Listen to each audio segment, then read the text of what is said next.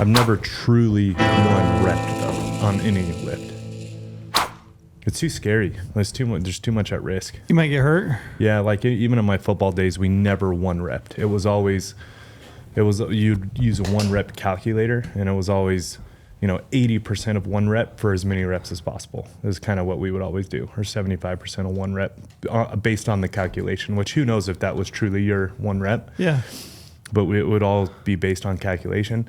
And then you do like 70 or 80% of that for as many reps as possible, which is usually like 2 to 4. But reps, you've done somewhere in there. 420 3 times. Yes. That's insane. That's the strongest I've ever been. That's double your body weight. When was that? Yeah, oh yeah. Last year. Some guys don't even squat that. That my squat sounds so was crazy to me. My squat was 485 for 2 or 3 reps. 3 reps, I think. Omar, what do you bench? My body weight, Which is 140? 175, 180. Just kidding. I did 485 for 3.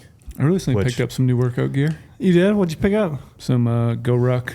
Oh, you did? Sandbags. Weight sacks? I got the 2. I've always had a couple different, one of their big medicine ball things, like 60 pounds. I got one of their big, longer sandbags, 80 pounds.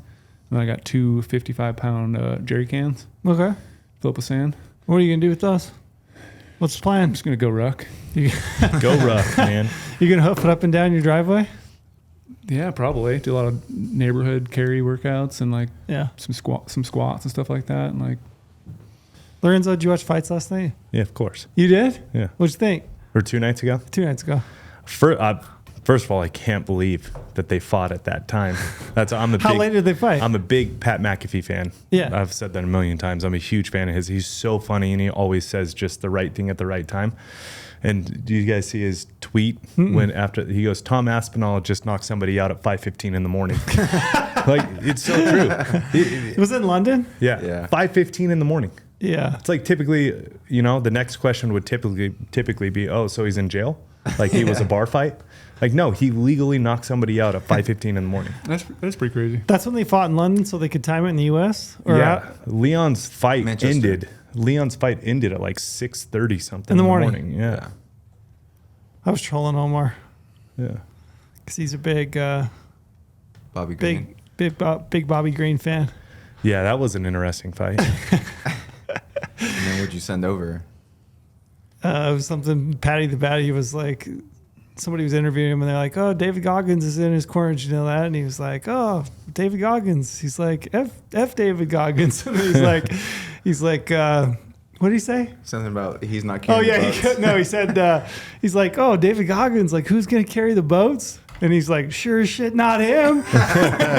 Was he really in his corner? I didn't know that. Apparently, yeah. I didn't know that. I don't know if he was like in the corner.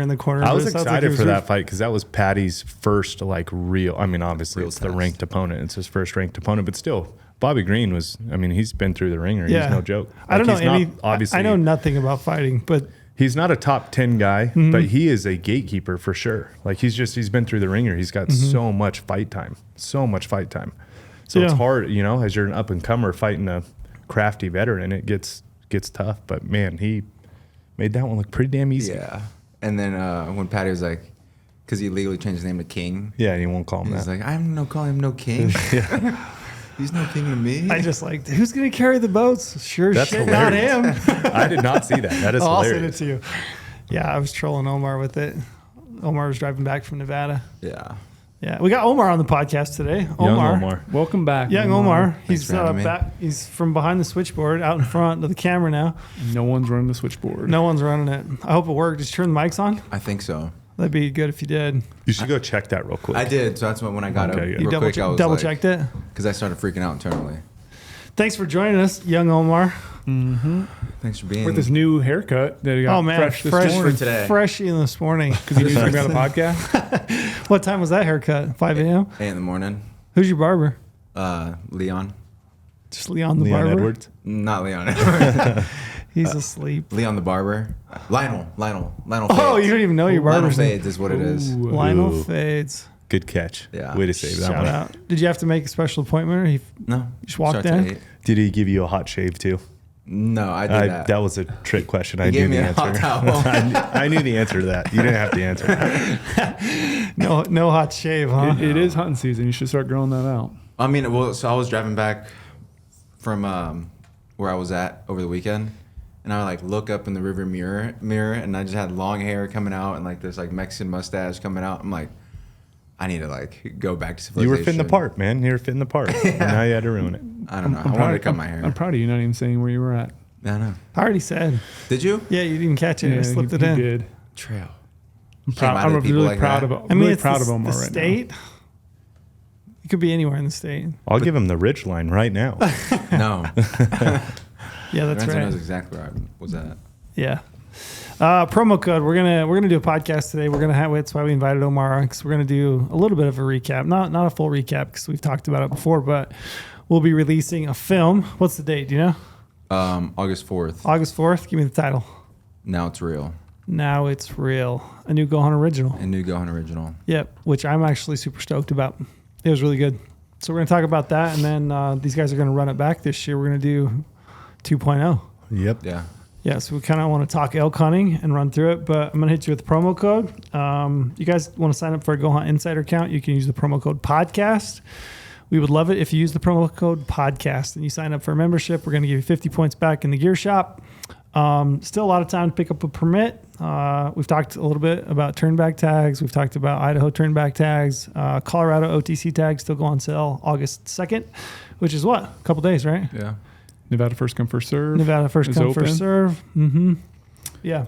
So use the promo code podcast. The other thing I wanted to say, when we were at TAC, tons of people walked up. Most people, what do they say? Oh, I love the podcast. Love the podcast. Really? Yeah. I love that. Yeah. It was awesome. We I've got been trying to tell Brady for a long time. We should do a podcast. Yeah. I mean, Yeah. We finally won him over. yeah.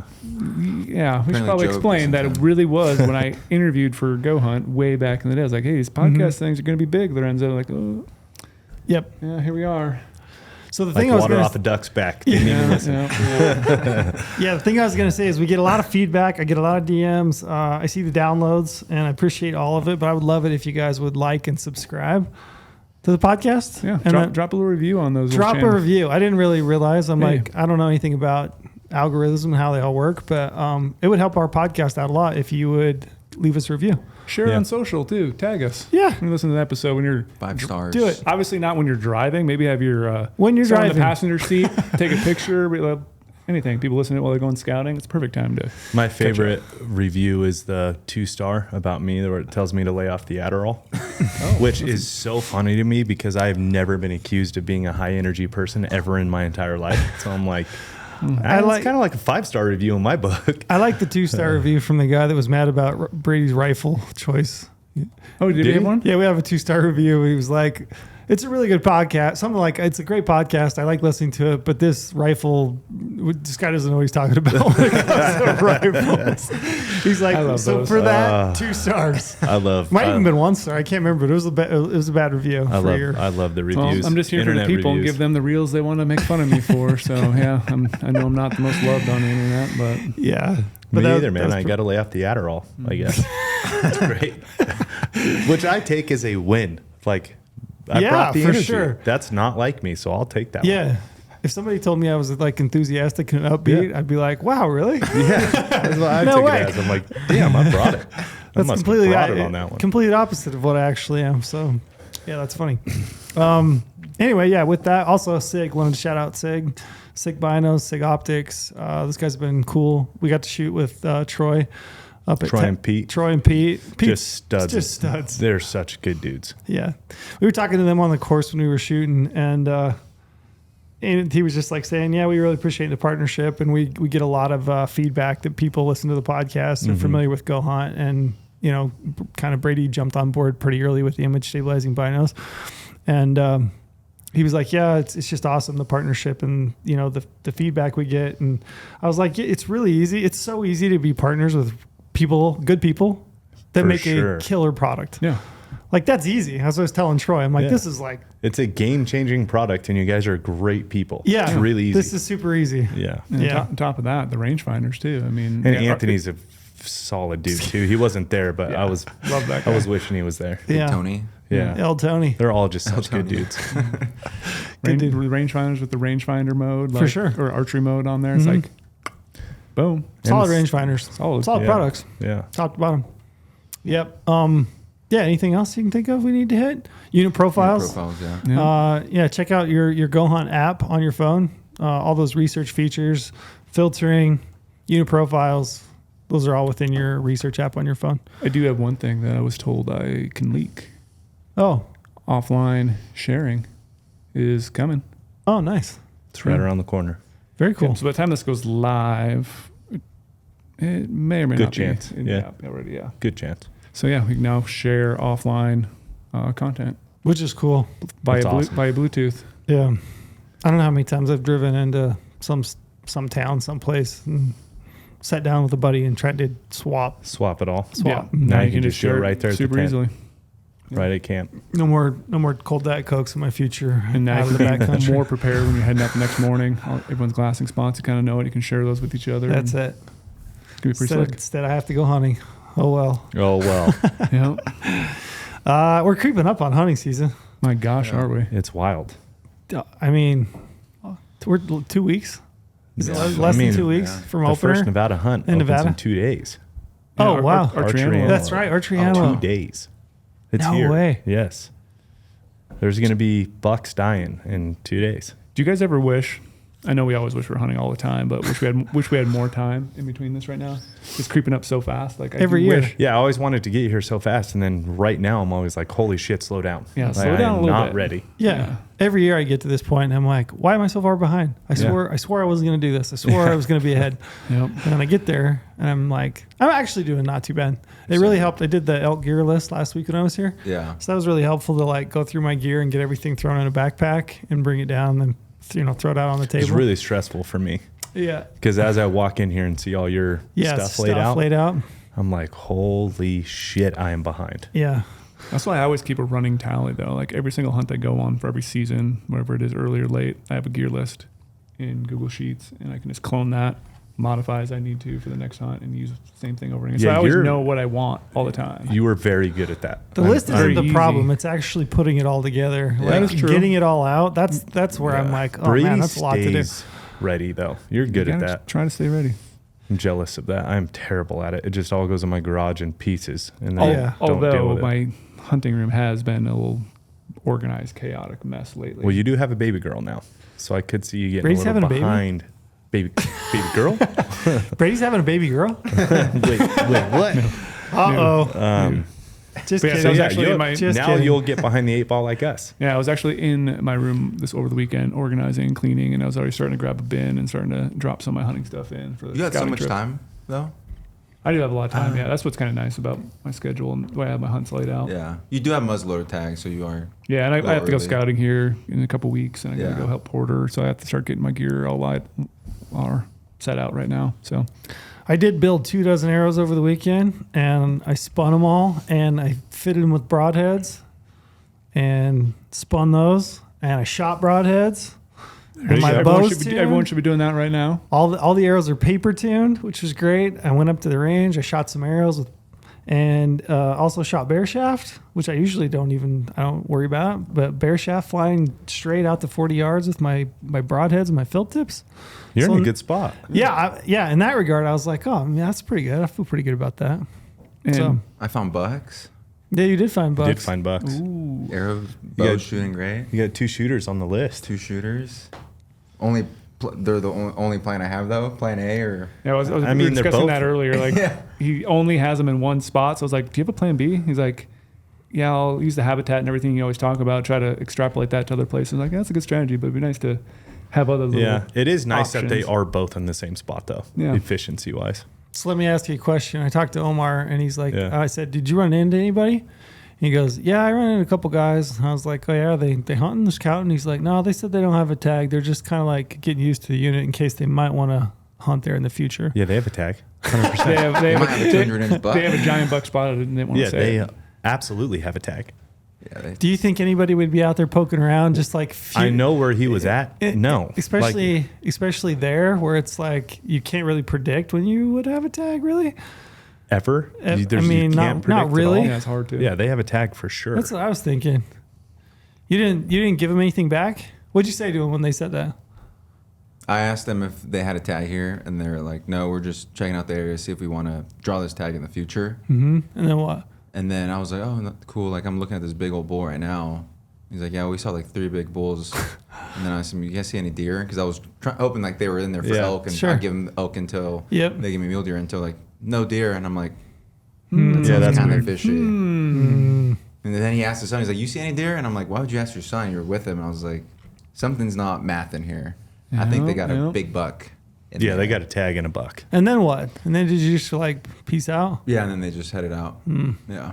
You weren't That's when you should have done the trail. That's right. That's Yeah, what I was gonna say. I work for a hunting company. I'll be here all month. Yeah. I'll be here the entire hunt. I mean, I'm here the whole time. Yeah. We Might can as hang well out. find a new spot. Yeah. August 10th through September 10th, I got every day. If you guys want to nip up to my tent and like have a mountain Hang house out. together, we can do that some evening. So you got to tell Get some if social. people that are listening haven't heard that strategy. You got to tell them real quick. Oh yeah, my strategy. I'm sure I've told You've us. said it before, maybe a while back, Yeah. but you've said it before. Yeah. So I like to tell people if I run into somebody back there and they're like, oh, what are you doing here? Oh, I'm hunting, blah, blah, blah, whatever it might be. And they'll be like, usually one of the following questions is like, oh, when are you going to be here? And my go-to is always like, oh, I'm here. Like I've got the whole month off. Like I'm legit here. Like I'm moved in. This is my house, actually. Yeah. Like I've got 10 days and then I've got probably another 15 in my truck. Like I'm just going back and forth to the truck maybe one time. Like I'm here. Food's ready. Yeah. I'm like, I'm moved in. Yeah. This is a new spot. So it's cool if you want to hang out. You should have pulled that one. Now I'm Yeah. like, down my- Yeah. Yeah. Sometimes it works. Sometimes it doesn't. But More often than not, it works. I like to try it every now and then. Brady, you got any moves like that? I can't say that I've ever done that, but I'm probably going to start doing that. I like that a lot. Usually I try to do that, I haven't seen anything type thing. And I'm going to say, oh, yeah, just out looking. Haven't seen anything. The thing is like I'm not really outright lying because in a lot of cases, if I am You do there, have the I probably entire am hunt, going yeah. to be there for a long time. Yeah. So it's not a complete lie. No, that's a good trick trail. It's not even necessarily a white lie because it is true. Yeah. Like you're going Yeah, to I'm be there probably until just it's dead. gonna be there. Yeah. True story. Do you ever tell them you got a buck picked out? No. I was just testing Yeah, you. sometimes. Really? Yeah. Depends on the vibe. Like if I get a feeling like they're willing to swap some intel, Yeah. I take it case by case, fill it out, kind of see if it feels like they're bullshitting me at all, and then we'll take it from there.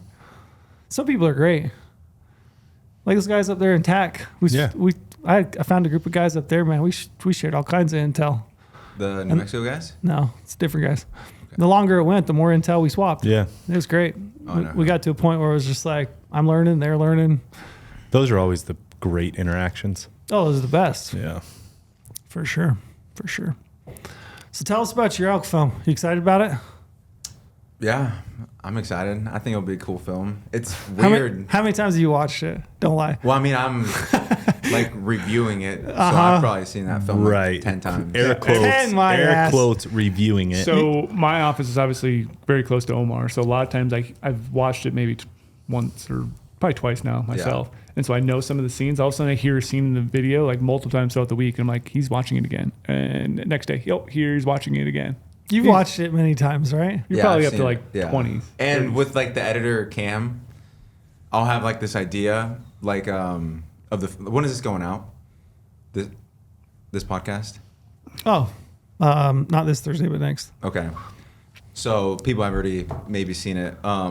With some parts in that film, I'll just have like a crazy idea at night. Like Now It's Real, when the title comes out, it's actually my voice when I actually say it in the camera.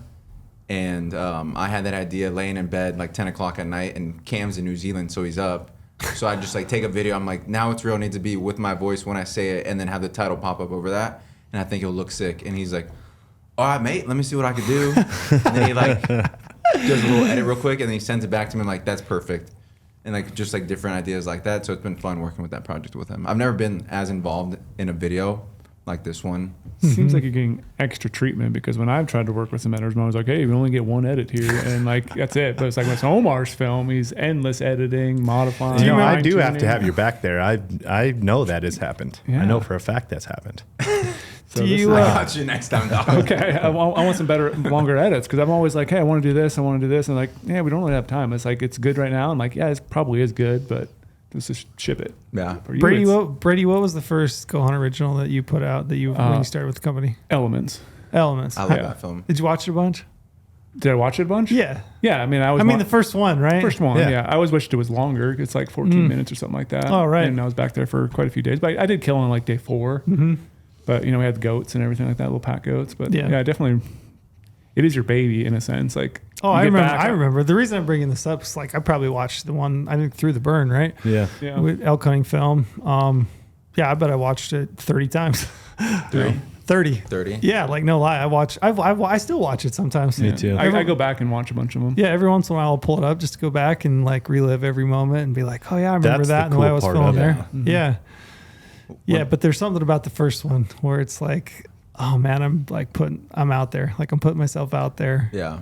I like when I forgot the first cut, I got my roommate and I sat him down and I put the HDMI to my laptop. I'm like, you got to watch this, dude. And we watched the film. He's like, sick.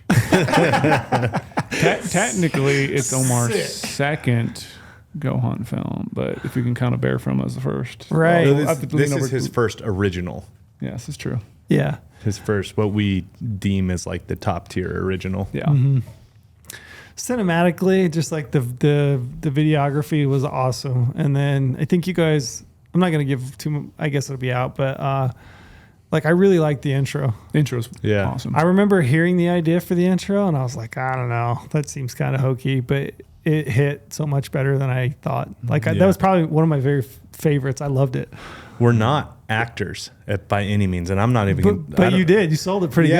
And we try. I mean, we did. tried. We were in the right headspace that night. We were feeling Yeah. creative and just kind of did it. And Cam's awesome to work with. He's so easy, so you don't really feel out of place or feel awkward doing it. But I really want to push into that surf skate film style where they do these like scenes to set up what's about to Yeah. happen and all that. So that was our first try at it. I think it came off well. I think it came off really I well. thought it was awesome. Yeah. I think he's a good editor for it too. Yeah, Yeah. that was. Way he cuts it and That's The way, the other part the, that way the gave us music hit, confidence. Yeah. the switch when he goes to Lorenzo and Lorenzo like leans forward on a Yeah. chair and the music switches. Yeah. I was like, yeah, it's good at it. Yeah, he's good. Cam's filthy. I did like that. That was awesome. So hopefully that hits the public the same way it hit us. bouncing. Well, if you didn't like it out there, we did. Yeah. I mean, truthfully, like, there's no hunt film that I could think of that's like the style that we did in this film, which I think is pretty cool to say. Yeah, and I Unless- just want to yeah, keep I going would- I would down agree that with that. path. I just want to keep pushing that side. Yeah, I think it's fun. Like, I don't know, we all get these crazy ideas, but that crazy idea literally came when we were coming off the mountain. We're like, what are we gonna do? Like, Yeah. and then we're all talking. Cam's like, these skits and stuff. And we're like, you're like, I think that'll work. Well, I told him, I was telling him I want to do those types of scenes. And then he started talking about very specific ones that he had seen in this skate film and this whatever snowboarding video. And I'm like, man, so he had specific, I had just a random thought. He had specific ideas. And then he started talking about what he wanted to do. I'm thinking in my head, like, yeah, that could work on this one for sure. So he's the one that gave us the confidence to do it. Yeah. That's why we pulled it off. Yeah, it was cool. It Yeah, reminds me of a lot of those Red Bull snowboarding Yeah, things. exactly. I love the music in it. That was one thing. It was a little bit different than some of our other GoHunt originals that we've done, and I thought the music was awesome. I thought Yeah. it was kind of new, kind of different, but I liked it a ton. The Yeah. other thing I really liked is I liked the length. It's like how long is it? 48 minutes. Yeah, like 48 minutes. It's like almost 50 minutes, which I dug. Like I don't know, man. We've all seen like a ton of hunt films that are like 15 to 20 minutes, right? You know, and you like it, you get it, but like it always leaves me like wanting more. Like I want to know more. I want to see more what that hunt was Which our like. past editors always tell us, because I've wanted to push them longer for a while. I like long form. I like the long form podcast. I mean, obviously our podcast isn't short by any means. We don't do the 30-minute podcast, right? I guess we're all a little bit long-winded and like the entire experience and talk about the entire experience. So anyways, we've been wanting to push it for a while, but then all the editors we've worked with in the past always say, well, it's good they leave wanting more. That makes them come back and want to watch the next one, which I guess is valid. Yeah, I right? mean, I'm gonna watch the next But I'm one. gonna. That was always my comeback. Yeah. Well, I'm gonna watch the next one Yeah. anyways, whether I'm left on this one wanting more or not. If I like the film, I'm gonna watch the next one. So yeah, that's the other thing too, is pushing into the longer form hunt films. Well, let's put it out to the people. Let's have them Let us know. drop a comment on YouTube or one of the Instagram reels or whatever after you watch it, if you guys like the long form video. Yeah, I genuinely would content. like to know, because that is what I prefer, is a 50 to hour long hunt film. I want to watch a film. Like I want to see like. I want to grab a box of popcorn and Yeah, I want to watch a film. Like, and to me, that felt like a full film. I mean, I sat down and I watched it at least twice, Don't lie. maybe 3 times. Okay, 4. But yeah, I liked the length of it. Like I got to see like a full breadth of the hunt, like all the emotion and, the camping and the cooking and, the scenes. Like I just thought that was rad. I really liked that it was longer. Yeah. It's weird watching yourself on film. I remember like that's what I was going to ask you. I think I've told a story. Like I remember when Brady's One More Ridge film came out, like getting myself like motivated for like the backcountry. I used to like play that film and then run. Just like I wasn't watching it. I was just like listening to it because I've seen it already. And I was like, man, that's so cool. And then now being like the other end where I'm like in a film, it's like one of those like moments where you're just like, is this real life? Like is this some crazy thing that we're in?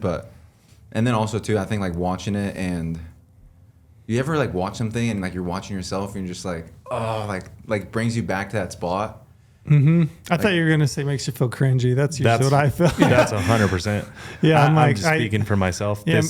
I've only watched this film once or maybe twice because I talk so much in it, and it's driving me. I am cringy to myself. I can't stand listening to myself or watching myself. So this one's a tough one for me. You do a solid job though. Well, yeah, I mean, that was the hunt story. He's never drawn back on he's never really archery hunted ever. Never drawn back on an animal, never hunted elk in the rut. And so it was kind of a, not that I'm good enough to teach anyone, but it was kind of it was a teaching hunt. Yeah. You know what I mean? Yeah. Yeah. I don't know. When you're out there hunting, usually you're not looking at it through the lens that you eventually do when a hunt film is released. And when you watch it back and you're like, you consider it from a more quote unquote public perspective, you're like, I don't know, how is this going to be perceived? I was just trying to do my best to tell him everything in my head so he could soak up the knowledge. Yeah. So I was just constantly talking, telling him everything, why we're doing this, why we're doing that, what is he, where I think we should go, where does he think we should go. So it was just constantly talking. It always surprises me too how much footage you actually get from hunt film. Like, it doesn't seem like a lot of times the cameraman's actually recording because they always try to separate themselves from the film, but like they get a ton of awesome moments. Like, I'm like, I didn't even know the camera was rolling right there. Like, I'm glad you were recording because that was a cool conversation. Those are always the best scenes too, where everyone's just completely lost in the moment and don't even realize you're on film. You got a favorite part of the film?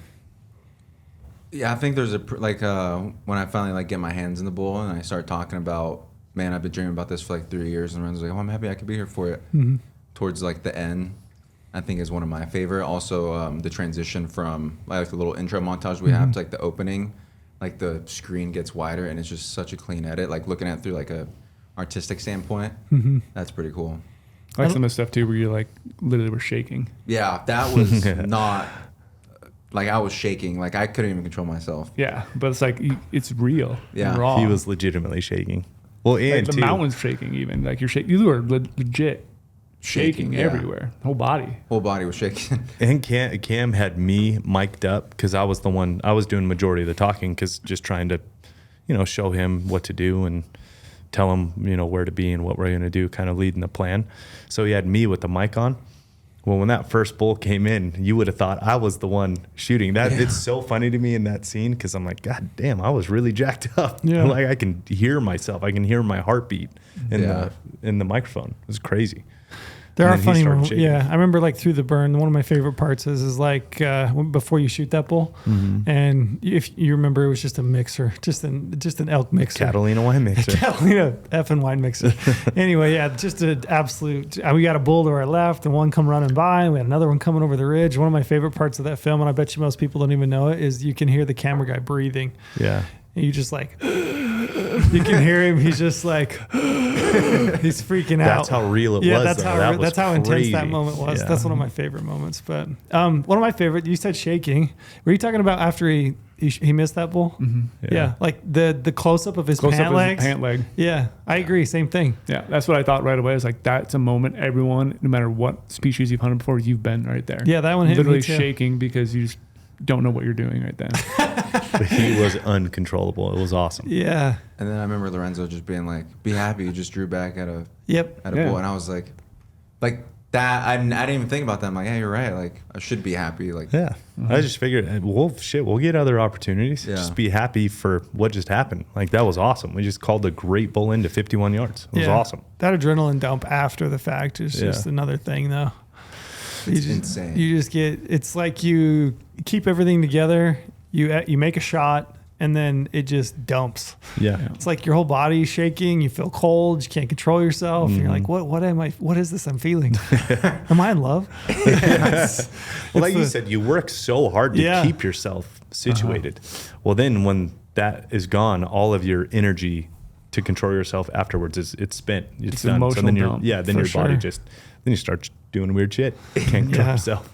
I love that. I love the mixer again. Just like all those elk, all those bulls. They're just Yeah. like it's just like a circle pit That was wild. underneath you, and there's just satellite bulls and a herd bull and all those cows and Cows. calves, and they're just like mixing and like being elk. Like that Yeah. to me, I watched that and I was just like, okay, I'm jacked. I want to go hunting elk because they're just so cool, Well, especially when you and- get into something like that. And that's where film it does a great job of telling the story, but it's never all of it. It's never as much as you want, right? Well, we went in there 2 days early to scout to make sure we were going in the right spot. There's been multiple other burns. There's all kinds of stuff. So we didn't know what to expect. So the plan was to go in there early and really figure it out so we weren't wasting time.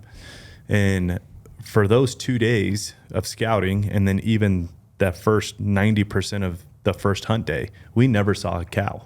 Never, not one time. Just bulls? Never heard a cow, never saw a cow, nothing, just bulls.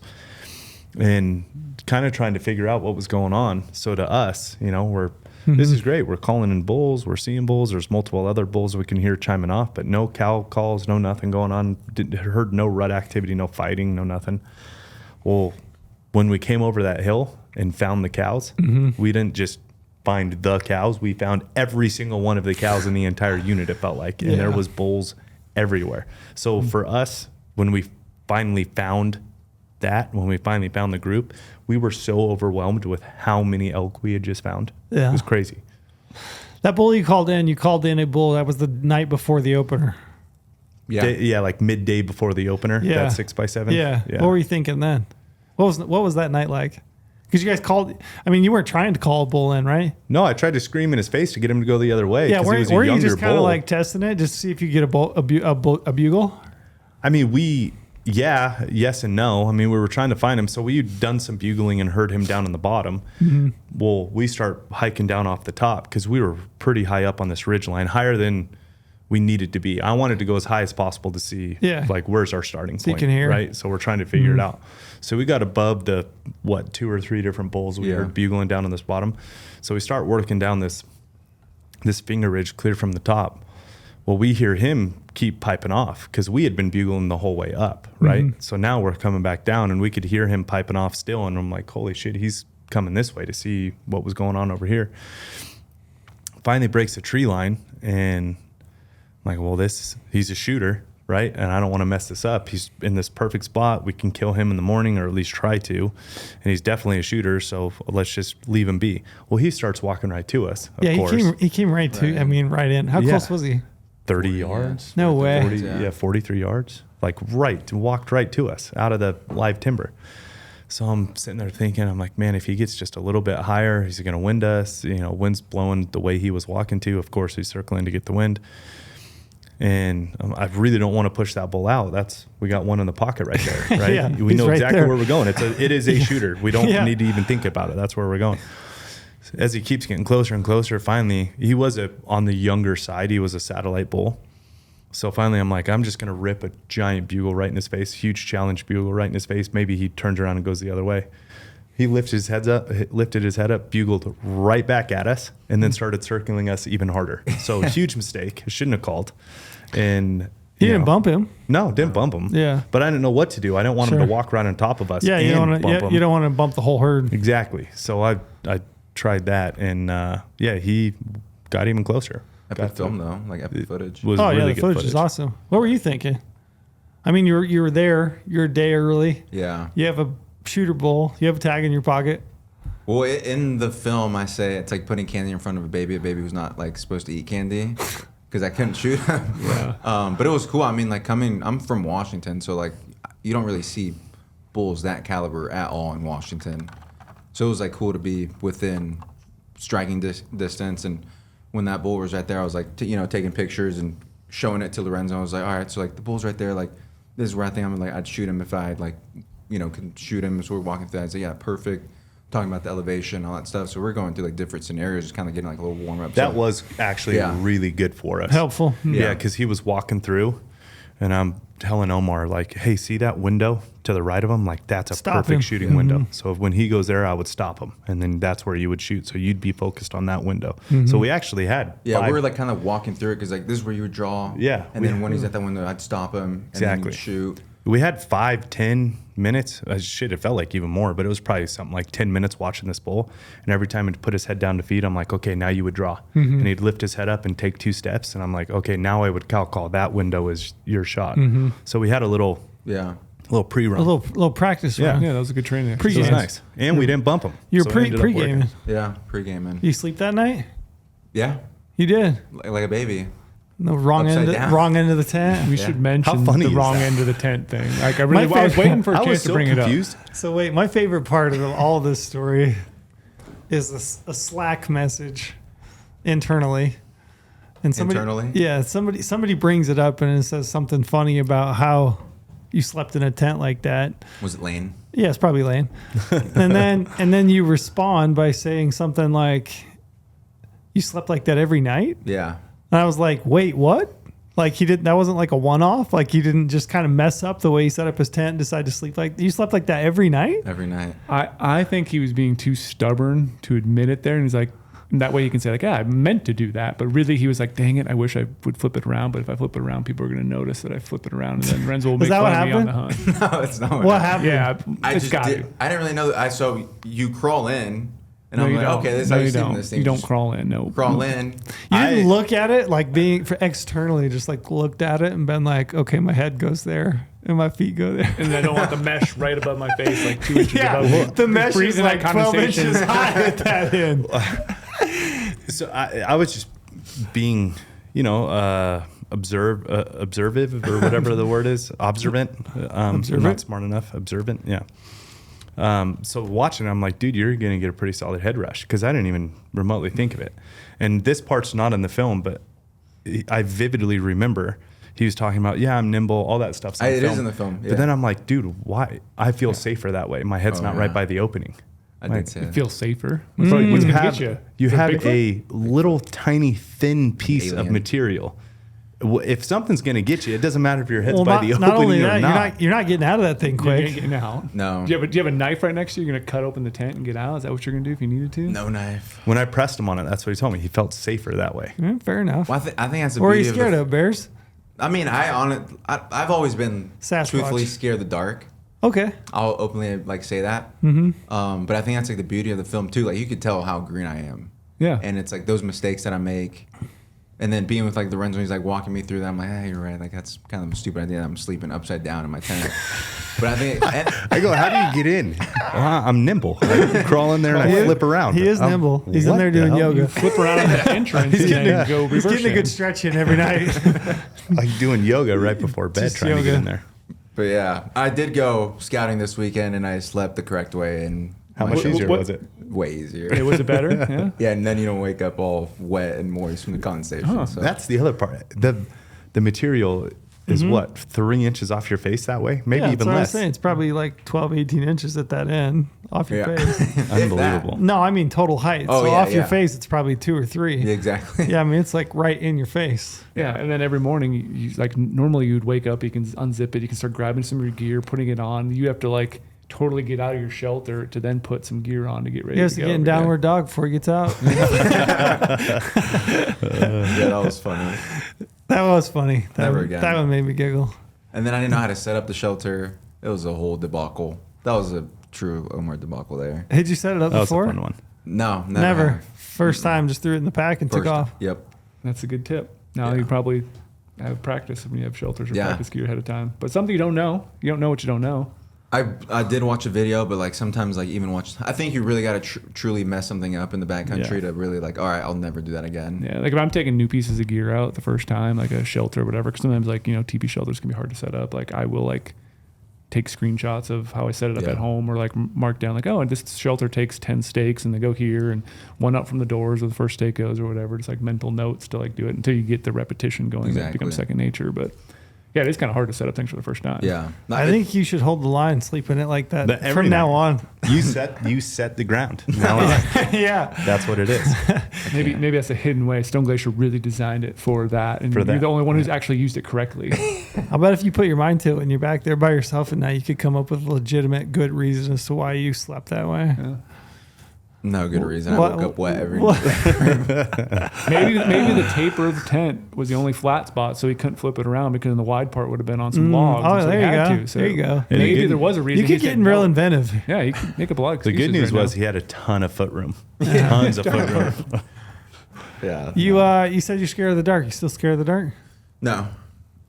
A little bit. Not with a handgun. Did you take a handgun with you this weekend? This weekend, yeah. Did you? Interesting. I get a little nerve wracked out there the first couple nights. Yeah. Yeah, I remember. It's been a while since I felt like that, but I remember I always do first couple Really? nights. Yeah, I mean it's the wild. Yeah. You know, Yeah. you never know. Like you have no clue. Mountain lions, bears, all kinds of People stuff. like a. I don't crazy- have an irrational people fear. Really? Like my wife. I get more scared when I sleep near people. Like, Me too. Like Me too. The times when I've been Campgrounds the and shit most like that. The times I've been most afraid are times when I'm traveling and I just pull over, like take a little side BLM road and maybe a mile off the road, if that, and you can hear the highway going by, and I just like throw out my bivvy underneath my truck or something and sleep on it. That's when I'm most scared. I agree. And I've had times where like vehicles pull out and that does scare the shit out of me. Like I'm scared of people. I'm not scared of anything else out there. Like bears, lions, grizzly bears would scare me. We were talking about that. Yeah, I wouldn't necessarily say I'm scared. I'm just nerve wracked. Like I don't have irrational On fears edge. at all. My wife has, I love her to death. And sorry for throwing you under the bus here, but she has that irrational like people fear. We're out in the middle of nowhere. She feels more unsafe from people there than she does here in Vegas. And I tell her like, dude, we live in a metropolitan 3 million people. You are so much more unsafe at our house than we are up here in this tent. Like you got nothing to worry about. It's all about You know? familiarity, because it's like I noticed that my fear level increases like if I'm out of state. Like I remember pulling over on a little hunk of BLM in Idaho. Idaho means Idaho, right? What is it? The gem state, potato state. There's not much Something. going on in Idaho, right? But I remember being like a little bit on edge, that night. Yeah. And then same like New Mexico. New Mexico. I always feel on edge. Arizona, same. Well, driving through New Mexico will get you on edge already. Yeah. Man, those Man, I've met those some of the towns and I've cities also there. met some of the nicest people on the planet Of down course, there yeah. as well. But they Mexico. just they have that zombie pandemic there, and it is Wait, what? Do you know what it was? nerve wracking. I stopped in Farmington at like 3 a.m. one night, and I went into a gas station, and there's a trucker in there in his tidy whities, and he's taking a bath. He's got the sink stopped up, full on taking a bath. And I remember thinking, Good for him. I mean, I get it. I totally get it. But Yeah. this makes me I feel a little awkward, Yeah, And from then on, I saw a few other things, and I was like, I don't know. they have that drug zombie pandemic really bad. Yeah. Like I remember when him and I were out there, I'm like, dude, just don't leave your truck. Cause I got there a couple hours early. And I went and got us all sandwiches, and we were checking into a hotel room real quick just to get all of our gear ready for that night to go hiking the next morning. And Omar was like, no way it's that bad. Dude, I'm just telling you, I've been here multiple times. Just don't ever, your truck never out of your eyesight. Don't take all your stuff. And he pulls up to the hotel afterwards. He's like, dude, you weren't lying.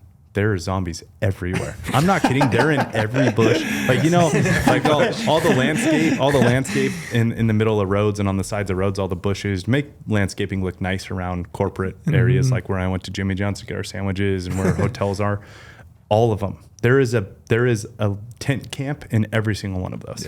The hills have wild. eyes. And that's that puts you on edge a little bit. But when I go back in the backcountry, I'm on edge just about the wild thunderstorms, mountain lions, bears, like just anything random. I just close my eyes and go to bed.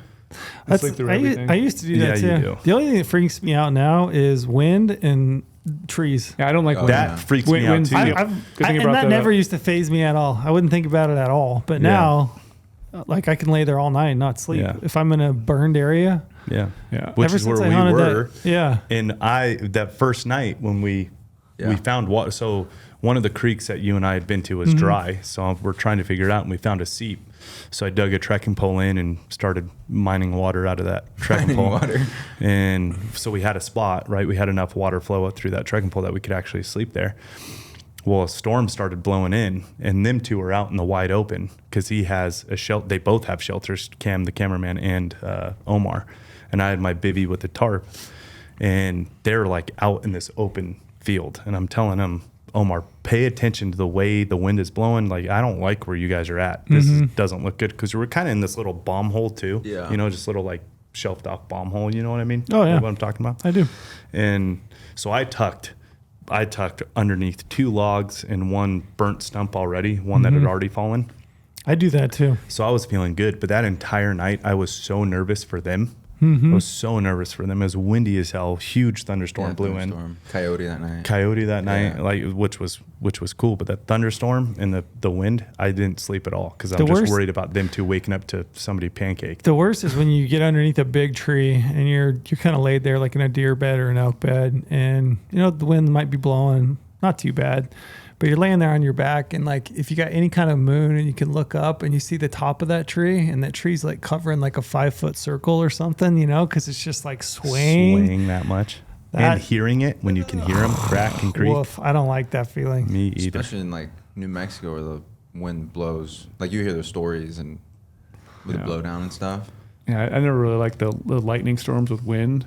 So a lot of times I like wake up and I'm like grabbing onto like the teepee pole in the middle. It's like trying to hold everything down because like I don't know what it is. The pressure in the wind, like shit rises and lowers, and I'm like hoping my stakes don't pull out. Then I'm always sitting there thinking like, lightning strikes. I'm always trying to find a good place to camp, but like strikes anywhere around me, knock trees down. I'm like trying to grab things in my tent. Like, is this going to attract lightning? And just like metal? Trucking poles, trucking the tripod legs around. Like, And it's like you can just see everything when the lightning strikes. Like, dude, I swear that was right on top of me, like somewhere nearby. It's like that's the only thing that's those kind of like thunder bumpers that like, that are so close that you can feel it in your chest. And you're just like, any second I'm going to get hit by lightning. I don't like that. Brady either. and I film into thin air that very first night. We slept at the very top of the ridge because we don't want to blow out the basin. We got to the top and we don't want to blow out where the deer were going to be. So we slept there in that thunderstorm that rolled in that night too, and we were exposed. Yeah, that's a scary spot to camp. It's like one of those things too where it's the only flat spot. You don't want to bump deer, so you're just going to do it for one night. But it's a scary thing. That whole night though, I did not sleep that night either. Like, those loud thunderclaps that just shake you. Yeah. Not fun. Where are you supposed to? You're supposed to like camp in timber, right? Tuck in, tuck in with timber. Get off a ridge line. Yeah. Live timber preferably, but we didn't have much of that. And then looking around too, like you're saying, you're camping near a burn, so you don't want shit to fall on you. Yeah. So That's what I was so worried with them, but they kept saying they couldn't find a flat spot for their shelters. And it was really late. So I'm like, well, shit, bud, just try and pay attention to where these trees are. It's got an epic kill scene. Yeah. It's an epic hunt day. You know what I mean? From that first bull we call in to watching a bull go over the top and listening to him, to then us realizing how many elk we had just found, and then trying to decide how the hell are we going to kill one in this, because it was the Catalina wine mixer. Just a scrum of elk everywhere, and then the rainstorm that blew in, and if that rainstorm wouldn't have blown in, that one bull, that we had a bull that was tearing up a live aspen sapling or whatever sapling that was. He was so dead. If that rainstorm didn't blow in, he was all by himself, just tearing this thing up for 20 minutes. Yeah. You hear him? See him? See him. Watched him the whole time. He was 300 yards away. Sneak up on him? We were going to, but then a bull had come out in between us and him, which also would have been a shooter, and he bedded because of the rainstorm. So he bedded to get out of the rainstorm, so he kind of cut us off. And then we, obviously, as much noise as we were going to make with all of our rain gear and all that stuff, it wouldn't have been possible. So we hunkered down as well. But man, that bull had his head buried in that sapling for literally 20, 30 minutes. Yeah. And we had to cut 300 yards. We could have killed him so easy, all by himself. That bull that you killed, you called in how many times? 3 times? 4. Like he kept leaving and then he'd come back. He kept leaving and he'd come back. He had that cow with him. Yeah, that one cow. Yeah. And Remember, like, let's back up a little bit, because before we killed them, we got to like this spot where we're gonna go chase some more elk, and it was getting late. Yeah. So like, we have water here. Should we bet? Should we, Yeah, set I up asked camp you. here? Yeah. And you asked me, and that's like right when a bugle. Like he's like, you're like, should we set down here? We have water and stuff. There's a elk bugling over there. Should we go chase him? I was like, let's go chase him. Yeah. Yeah, I told Omar, I said, we have 2 really good options right now. We're right here on this water. We can camp right here, and we're definitely going to be on these elk in the morning. It might take us a little bit, but we found them. Find them. And we'll get back on them. Or we can go chase these bugles we hear right down below us. And of course, it's like a kid in a candy store. Like you said, he was not passing up any hunt opportunity. Yeah. So he took off down the hill and got back into them. But I think it's a really good thing though. Like you don't know what's going to happen overnight. They might be gone. You might as well, you have them right there. Go for them. Yeah. And I wanted Omar to, whatever he was comfortable with. And, I told him, I said, it could end up being a really late night with no water, but we're pretty good on water right now. And he's like, yeah, let's keep going. So Yeah. we took off, and we got into a really good spot. We were above there was a couple bulls down there, but they were kind of down off this bench, so we couldn't see any of them. And we started cow calling, and we could tell a couple of them were interested. Well, a cow was really interested because she had that satellite bull on her, and she was trying to get away from him. And she wanted nothing to do with his ass. So, It's like all my high school girlfriends. yeah, exactly. It was like trailing high school.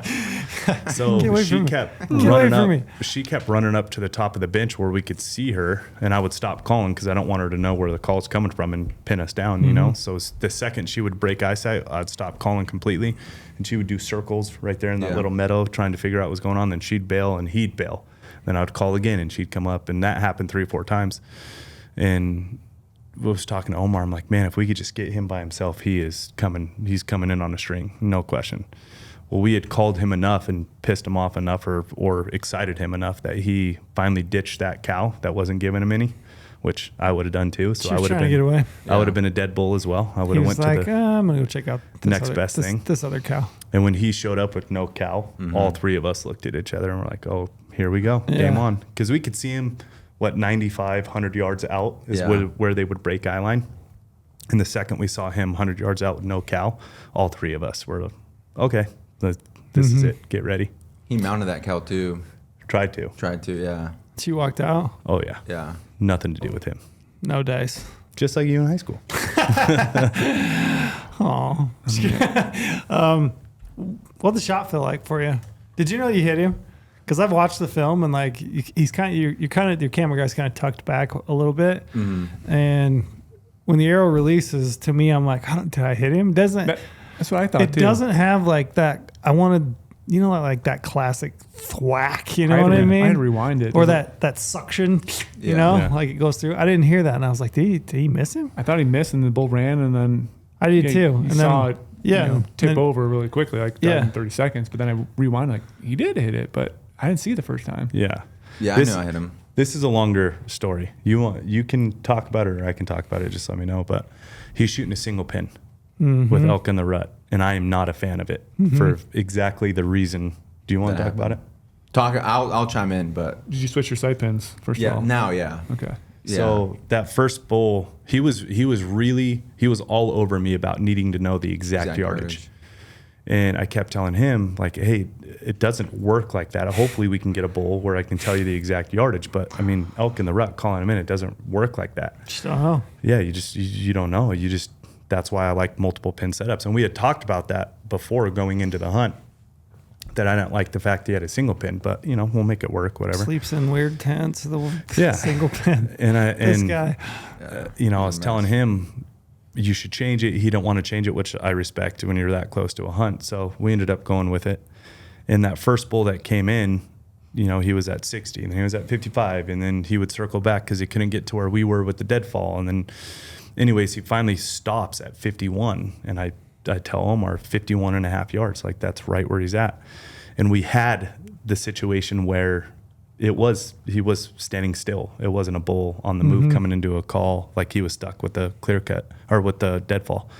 And It was one of those shots where you had to bury the pin into the logs in the grass. It wasn't on his body. It's because the arc of the arrow was going to thread him, but burying the sight off of the bull, I think optically just, we talked about it after a shot. He just pulled it high because he didn't like not having the. I actually kind of like those shots. I love those shots. Those shots, the shots. So we have like my local archery club. We got 3D set up at every target now, and there's 2 targets where the 12 ring is kind of tucked low, and the aiming point for it is actually like a piece of brush or like a limb sticking out. Like I love that because like I can put my pin right on that, focus right on it, execute the shot, and then just listen for the thwack. I love that. And that got in Omar's head a little bit because I don't think you set your sight pin. You left it on the 55 or whatever you said. I left it on. I think I had it out 60 on the bull that I killed. No, on the one that you missed. Oh yeah, 55. You left it at 55 where he was kind of circling. So now it was in his head that I need the exact yardage. Like he didn't want to miss again. So this bull's coming in. He's like, "What's it gonna be at?" I'm like, "Dude, he's running. He was at 100. He's probably at 60 right now." What do you have your pin at? 60? At this point? So at this point, when the bull's coming in, Lorenzo tells me he's going to be 30. And I'm like, how do you know that? Like, he's not going to be 30. Like, we're going back and forth. And he's like, dude, just trust me. He's going to be 30. He's 60 right there. He's going to come in close. And he's going to be 30.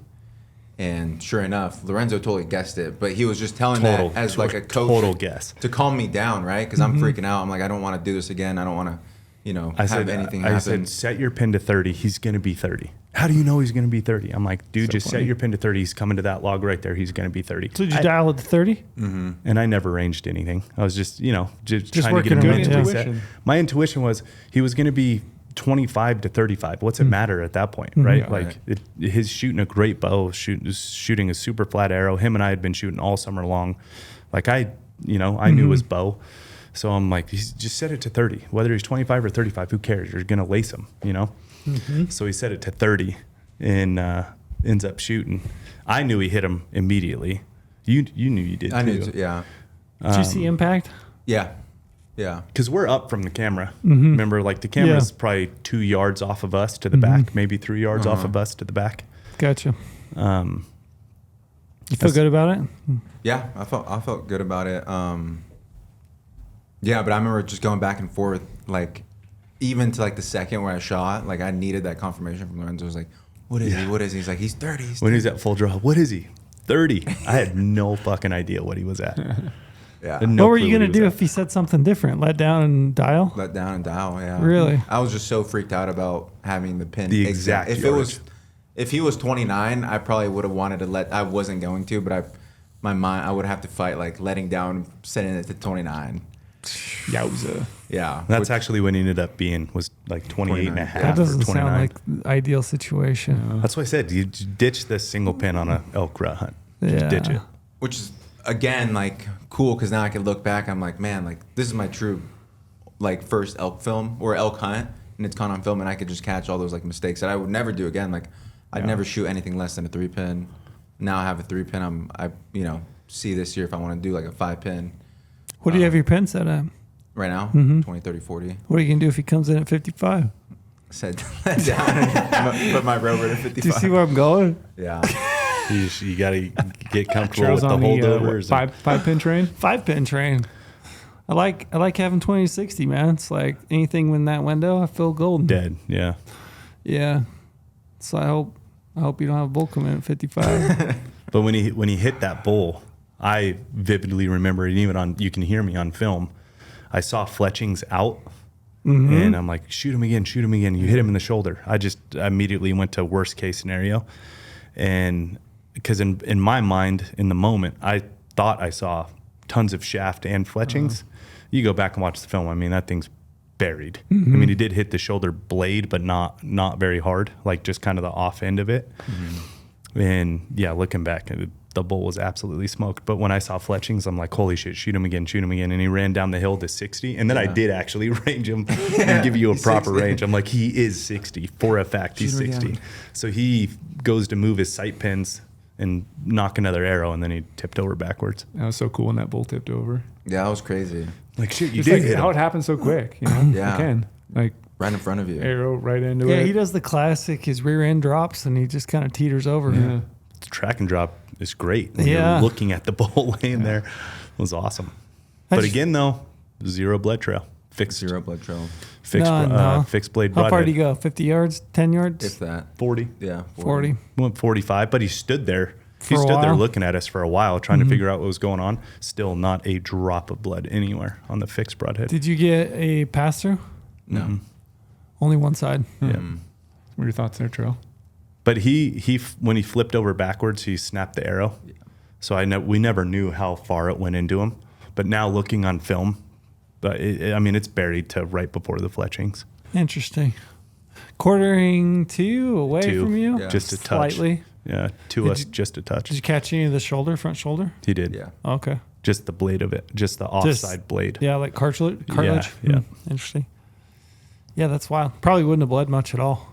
No, I'll bet he wouldn't hardly bled because you only got one hole, and if it punches through some cartilage, plugs right back yeah, up. especially if that leg's moving, you're probably gonna get a lot of blood moving through that thing. Yeah. Yeah. It's a good thing you tipped over dead. Yeah, that was crazy. What were you feeling? You pumped? Yeah, I mean, the reaction is as real as it gets. Lorenzo's hyped. I'm hyped. We're just going back and forth, like clapping each other up. Like, I mean, the whole day we're in Elk, had the lowest, the highest, the highs. It was just, What are you laughing at? I'm laughing at Trail. I heard it You too. got to be careful using clapped up in a sense with three dudes on a mountain. You guys are clapping each other up. you guys have Nice. some crazy minds. I don't know what you're talking I about. don't either. No, it was cool. It was exciting. I never thought I'd actually be in that situation, and there I was. Yeah. I genuinely mean it when I say it. I love taking people hunting, especially people like Omar, who appreciate it the same way I do, or feel it the same way I do. It's a hard thing. You and I have talked about this, Trail. It's hard to like explain in words what I mean by that. But when you're hunting with somebody, you can tell if they're in it like you are. You know what I mean? Brady, we've talked about it too. And having Omar on the mountain, like he genuinely is one of us, just feels it, wants it just as bad as we do. And so I get more amped up with those because I don't have to control myself. Like I just can let them do it. So my stress that it's not in my control is way higher than when I'm behind the bow or doing what I'm doing. So man, I was jacked up. Yeah. Cringe is what I think when I see myself celebrating. I'm like, oh God, I cringed too. I thought, like, horrible. oh man, we might have celebrated a little too much. we but- look pretty bad. But I mean, that was the high stakes of it. It was his Yeah. first animal, and it all worked. Called him in 6-point bull in the backcountry, and Yeah, it it's doesn't awesome. get any better. There's a bull, my man. Yeah, Yeah, no, it was And, awesome. yeah. So I'm super jacked up. You can hear me breathing heavy like a fat You're kid, shaking. Yeah, it It's was fun to awesome. be the observer because it's like you're saying, you just get to, you don't carry all the stress. I actually Yeah. have to make a shot and time everything and then worried about where you hit and Yeah. all that. Like the times I've been with guys, it's fun. You can kind of just like absorb Take it all in. take it all in, Not especially, have to control especially yourself. when it works out, you Yeah. know, and you get to see just the elation on their face Yeah. when the animal's down. It's fun. I did have a little stress on my plate though about if he actually was going to be 30 and if he was 30 when he shot. So I checked myself and ranged the stump he was standing next to. I'm like, oh, thank God. You weren't like, hey, I'm at 37. Yeah. He looked 30. So I had a little stress. Once we figured all that out and he was dead, I'm like, Were you okay, that guessing was- yardage as he's coming in? What I mean, in your mind, like, So- were you trying to like guess? Yeah, Or were you like Lorenzo? So we had done like, because we were there for like a while. So like Lorenzo and me were like ranging everything. So it was like, all right, over there's 80. So you had a or good 60. idea. Yeah, we had a good idea.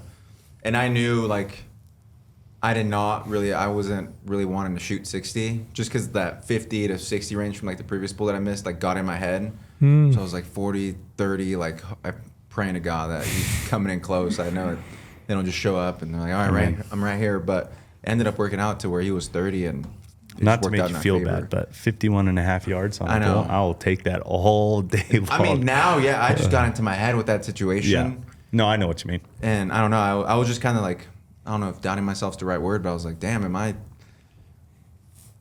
should I even be up here right now? Like, should I even have this bow in my hand? Like, because I had practiced that shot countless times during the off season and then missing. in the backcountry when like the stakes are high. Like I was, I didn't feel. I in was trying to lighten the mood too. I'm like, don't even worry about it, bro. I'm away from my family, away from work. All for you. Don't worry about it. Thinking it was gonna land properly, didn't land right. I'm like, shit, dude. I'm kidding. Like it doesn't bother me. He just crawled in the end of his tent again. That one didn't land very well in the moment. Which, looking back, that was probably the very wrong thing to say.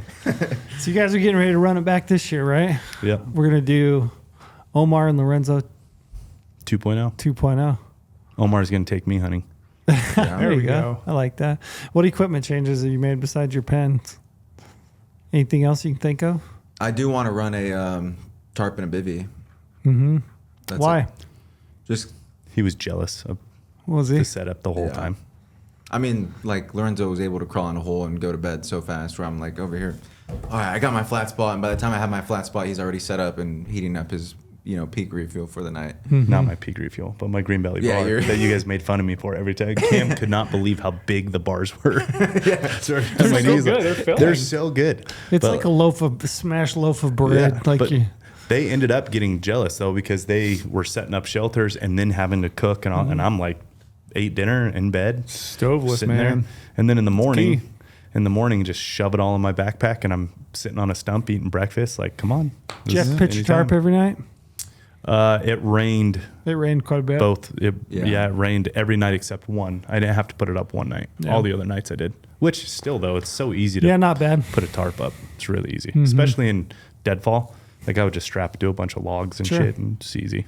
Broadheads too. I'm changing those this year. You gonna try mechanical, huh? Mm-hmm. I actually want to try the hybrid. I want to put the hybrids in my quiver. At least one or two. Mm-hmm. You shot them? I haven't shot them yet. Well, you should shoot them. I should. See what you think. I'm gonna shoot them and see if I want to take them on my deer hunt. And that'll ultimately decide if I'll take them on the elk hunt. You got a new bow, right? I'm getting a new bow. Uh-oh. It's not here yet. You are getting it though. Are you gonna set it up and hunt with it? Mm-hmm. That's stressful too. That's what I told him. Stressful. But it's fun. Like tinkering with the bow right now. Yeah, he is single and he's Ready got all to the time mingle, in the world. ladies. Yeah. Yeah, shout out Young Omar. What's your yeah, Instagram handle? Just kidding. Young Omar. You need to change it to Young Omar. Actually, going back to TAC really quick, it was really cool to see. I had multiple people come up to me and ask if Young Omar was there. Mm-hmm. Like he's catching on. That's true. It's good to see. Absolutely. Mr. Omar. So what, you are going to change bows right before hunt? Yeah. Yeah, I'm going to go to the lift. Feel pretty confident about it? Mm-hmm. All right. I might even change the 5 pins too. Get a 5 pin sight. You guys are making me think about it. It's the way to go. For elk in the rut, it's the way to go. I would have never killed that bull and through the burn if I didn't have a 5 pin sight. There's no way. Yeah. That would have been a tough one. No chance. He was on the move. Big time. Yep. And you just had to make a yardage estimate and execute a shot. Counted steps and made an estimate because I had when he was at 22 yards, I had that ranged. So then it was just counting steps and using whatever pin I figured. What'd you shoot at? 55. I Oh, shot he him moved for. a lot. Yeah. Oh, yeah. Damn. He moved a ton. Okay. Yeah, Walked he had his dead head away from us. Yeah, he had his head behind a tree. He had a cow, and then he turned and wheeled, and he was kind of like walking diagonally back away from us. And I remember watching him walk, and I'm like, I don't know, maybe 40, 50 yards behind Lorenzo. I'm just like watching, and I'm like, I don't know. Like, I don't know where he's going to stop. I don't know, because I was cow calling at him like crazy. hard. Like, I'm blowing like the worst cow calls on the planet.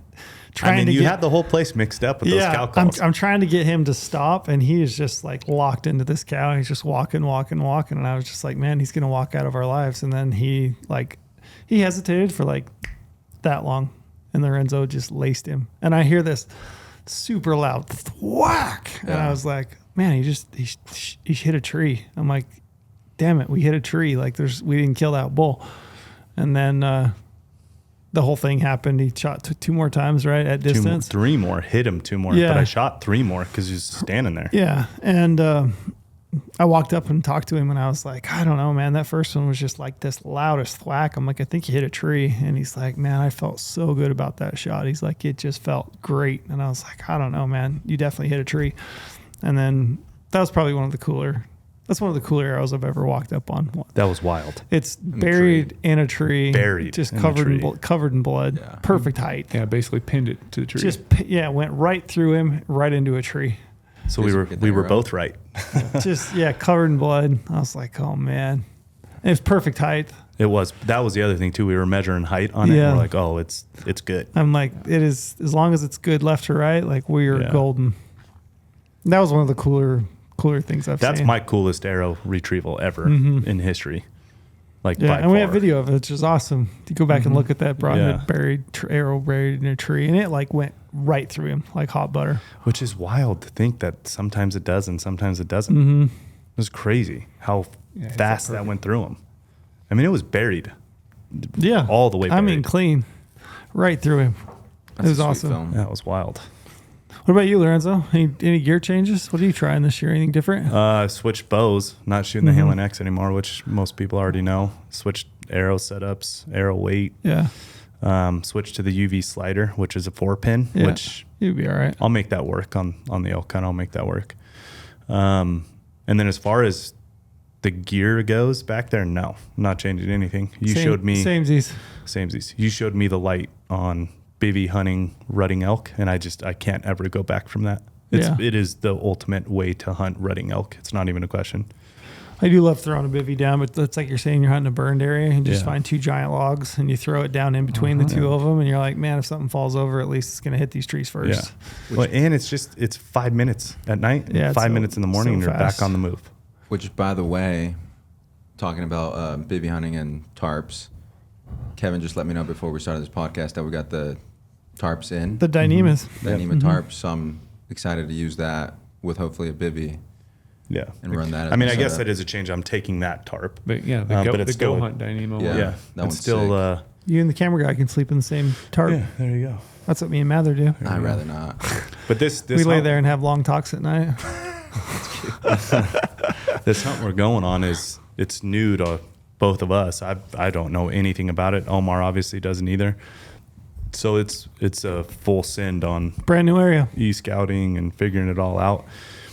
And it looks to be pretty goddamn aggressive, which is, good and bad.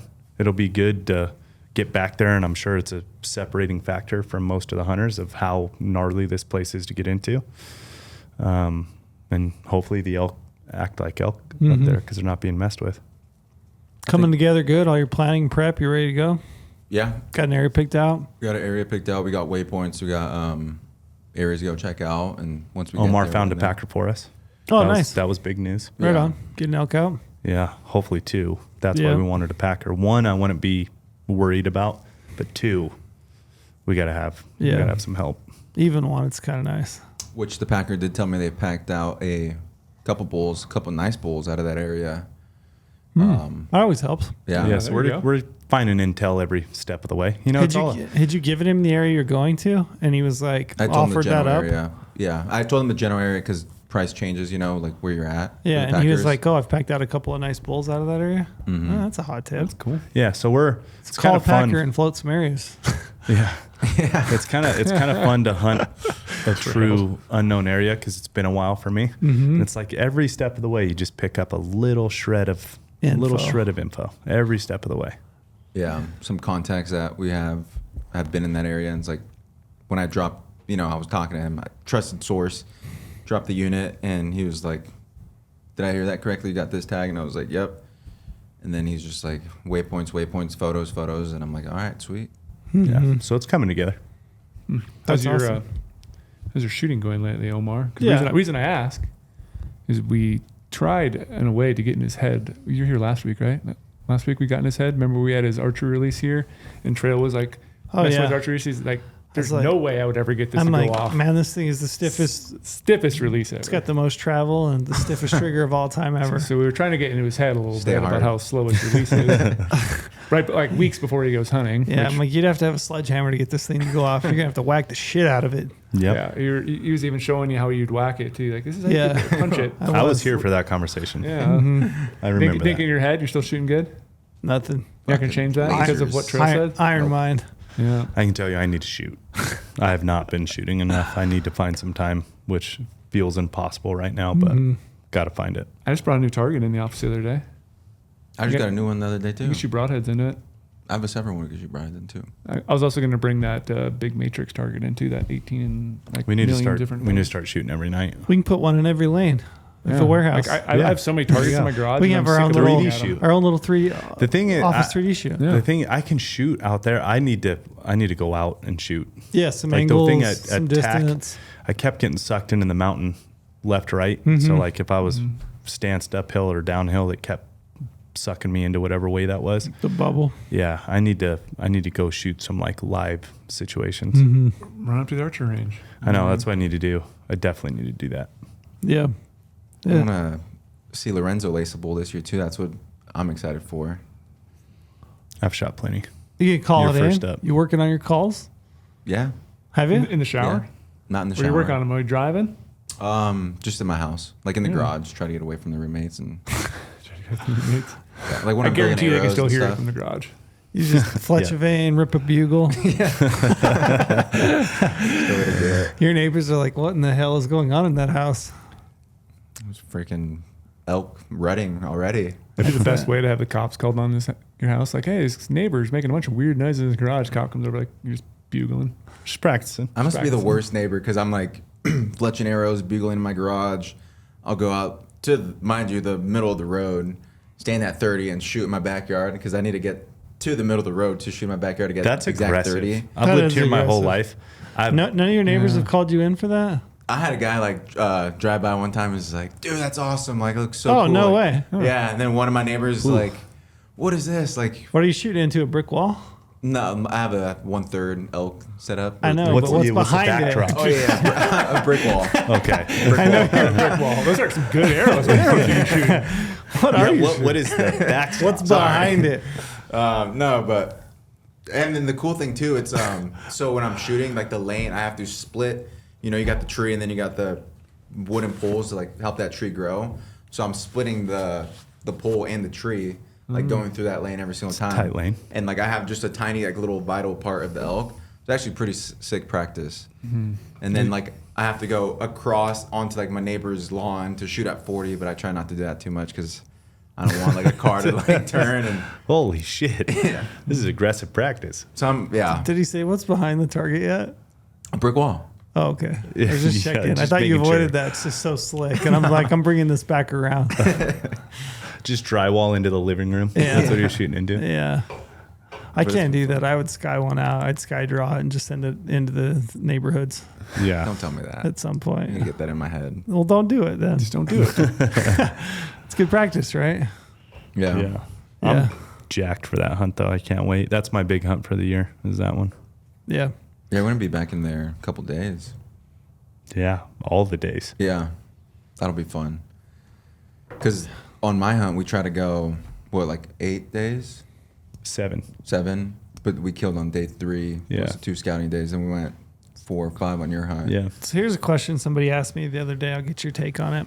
He asked me, you're going into a new area you never hunted. How many days of food do you take your first trip out? Do you go in with everything to like plan on, like, let's say you've got 10 days off, you're going to hunt. Do you go in with all 10 days of food, or how many days of food do you go in with? All the days. You go in with all of it. Yeah. That's I spot. agree. That's plan A. That's that's the plan is to go in with all of it. Gotcha.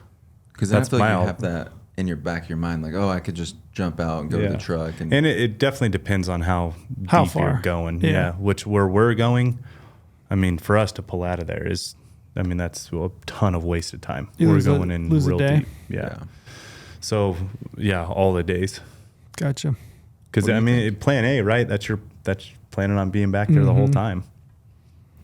I've typically done like 5 to 6 days. I usually take like 6 days, and then I'm like, if it's not rolling, like if it's rolling, I'll hunt my full 6 days, and then I'll usually like hike out in the dark and grab more food, and then hike back in, and then just I'm super tired the next day. But again, it's like real situational. It depends on like how much confidence I have in the area, and then how far. Yeah. Like what the pull is, how much time I'm going to lose going in and out. But I would say typically it's like 6 days. I'll take 5-6 days worth of food and then see how it goes. But The way I look at it is 2.5 pounds of food a day. sure, Right. it's worth the extra, It's right? it's worth being back there, and you're losing 2.5 pounds of weight a day. Yeah. So Yeah. it's not like you're just carrying dead weight, right? So if you carry, the full 10 days at 2.5 pounds, what was that 25 pounds of food, right? So, I mean, Damn, that's a lot of food. Yeah. It is a lot. So I'll throw the other But side you're in. losing 2.5 pounds a day, though. So after day 6, you're Yeah. less than halfway, Well, or and you're if you more got- than halfway if, through if it. it is really good, but you just haven't killed yet, and then you do have to go back out and back in, like that's a bummer. it's a bummer. It's a Yeah. lot of work. Yeah, so the other side of that, which now why I always try to carry all my food in at once. I went to a certain state, a certain time of year, a couple of years ago. Won't say the state. That's for you, Trail. We all know that. I Keep going on decided there. to do that same thing. I was like, maybe I'll go in for 5 and then come out, resupply, and go back in because the place I was going in was gnarly far, like brutally far. I thought about, okay, I'm going to go in brutally far, but then I have to come back out brutally far to get the resupply and go back in. But maybe the area that I've been in is not that great.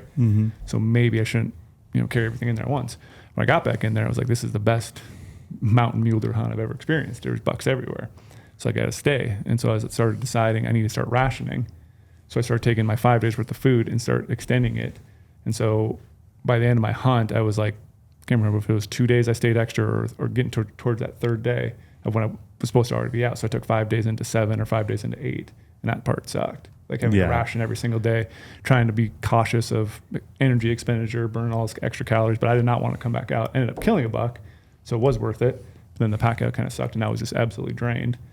And like now I'm just like, carry everything in. It's worth it. That's Even if what it I takes you think. longer to hike in, you have to take more breaks, whatever, sit down, relax, and then start going again up the mountain. But like, carry it all. Yeah. It's like 20, what would be 6 days, 25 pounds.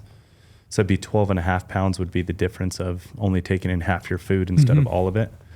But by the time you're back there for the 5 or 6 days, you're to that weight anyways. Yeah. You know what I mean? That's kind of how I've always looked at it. And I was like, I want to go further. Yeah. And I'm like, oh shoot, now I'm really far away from my original area by day 3. And like, now I'm not coming back out. I have to extend it. So we're going in full days. Now we're going in for a lot of days.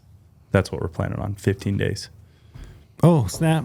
So it's a lot of food. Oh snap! That'll be the longest you've ever been in. Yeah.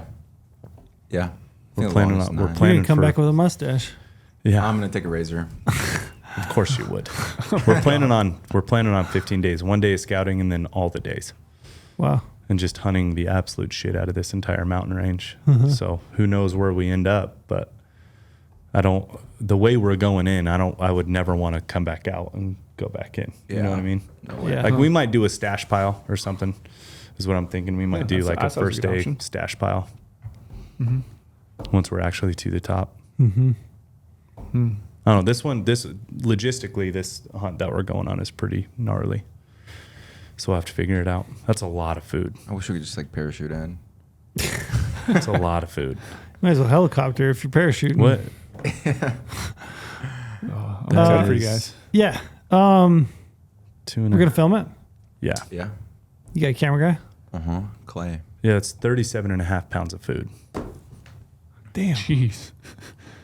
that's a lot of food. Yeah. That's a lot of food. That sounds like a lot of food. Good thing I don't But have to carry 2.5 heavy pounds spotters of- and all that stuff because that'd be a hard. Yeah. 2.5 Weight pounds of food is not that much for a day, though. You gonna carry spot? You're not carrying spotting. No, scope. hell no. Yeah, No yeah. tripod, You're just no chasing spotter. bugles only, right? Yeah. I'm packing bow and gear, survival gear and a bow and food. That's it. I might How many arrows? take a You, spotter oh no. You're more than welcome to take whatever you want. Did you for see the film. Yeah, that's always. You're more than welcome to take whatever you want. For the film purpose. Great. Good for you. Or I might have the cameraman do it since it's Good his for you. job. I'm so happy for you. Thank you for taking in a spotter and a tripod for us. Remember Cam? He had like Everything. 2 tripods. Everything. Having a packer frees you up so much. Yeah, it does. I remember just like the frame of mind shift I had when if I have a packer lined up, it's like I just feel lighter. I'm like, I can go anywhere. I can do Yeah. anything I want. I've never done it. I can chase as far as I want. It's the best feeling in the world. Like I will Total literally freedom. go anywhere. Yeah. Until you get that one packer that you had, that story. Yeah, I mean, it worked out in the end, but it was kind of a disaster for a minute. But we got it out. Yeah. But yeah, That would it's pretty nice, Brady. You should try it. I kind of would like it. I mean, elk are a lot bigger animal than muleys, so Are they? maybe Superior maybe in you size. maybe you don't need one. But man, having one is just like Yeah, it would be you good. feel so free. It's You're like that peace of mind. I can go anywhere. Yeah. Nothing. There's no elk too far. It is a great. Yeah. That was a great feeling. So I'm excited Pumped. to have that feeling again with having a Packer. Yeah. We're right on. So Cool recap. Cool film. Give us the name and release date one more time. It's going to be August 4th, the film title, Now It's Real. Now it's real. And I love the bloopers at the end. that Yeah, we you gotta have. stay and watch the bloopers. Yeah, you got to stay and watch the bloopers. There's a couple Did you funny ones. Did you keep in them all there. in? Yeah. what Okay. ones are the bloopers? There's just like some funny. The one that's where you're like carrying the boom mic and stuff. Oh yeah. And then there's one. This is a funny story. Before we even like got to hunting, I had locked everything. I had got this Oh, yeah. Yeti lock. Oh yeah, that yeah. goes in You the- guys went and bought bolt cutters. Yeah. So I bought this. Why don't like, you just go to like a auto body shop and be like, "Can you cut these?" dude? I don't know. It's I like was 5 a.m. in New Mexico. Oh, 5 a.m. Yeah. Gotcha. Yeah, that makes sense. Yeah, so the back of my truck doesn't lock because a crackhead in Portland broke in and messed everything up. So everything's all messed up back there. And he's true when he says that too. It was that. He's not just stereotyping. It was. It's actually true. It's a true story. So I had bought this like Yeti lock thing that ties in the Yeti stuff and it like intermingles with all the Yeti products that you have. I got it at Bass Pro the day before we left, so and I locked everything and it's these tiny keys. And I'm scrambling and everything, and I tucked the key. I had to pick up Cam, the cameraman. I'm running late. I'm like 3 hours late to pick him up, so lock everything. I don't even know where I put the keys. I'm like, dude, I think I lost them. I don't know what's going on.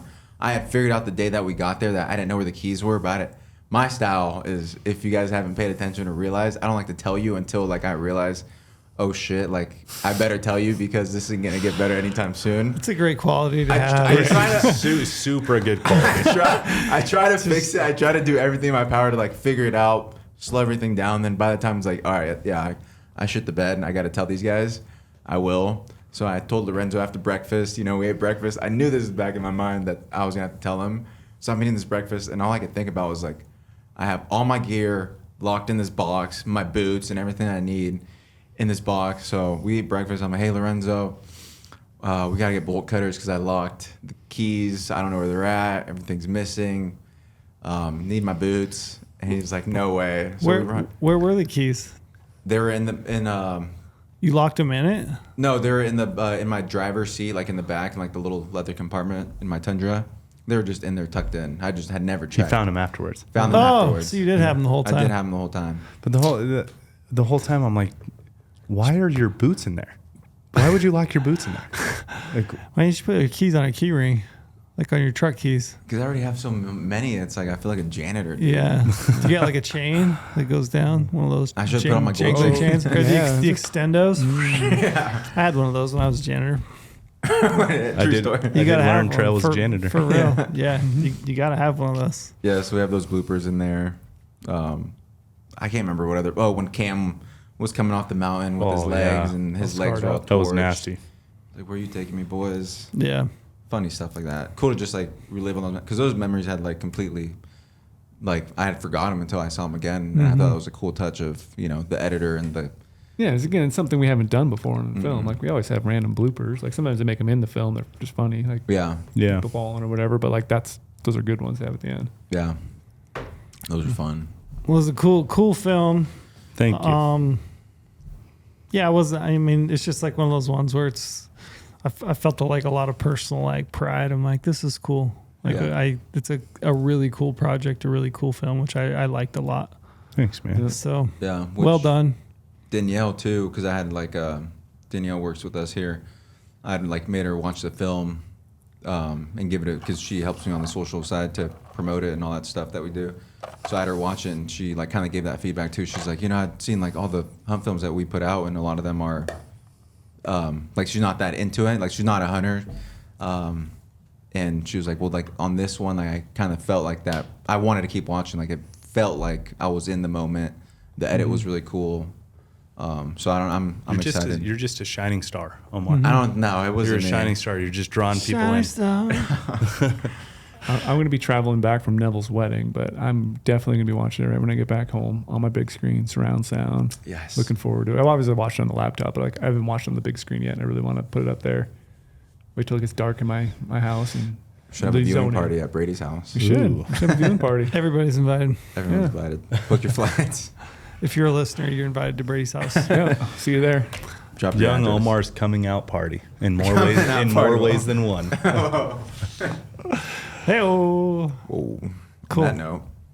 Yeah, thanks for doing that. Everybody go watch the film. Super cool film. And we'll watch another version next year.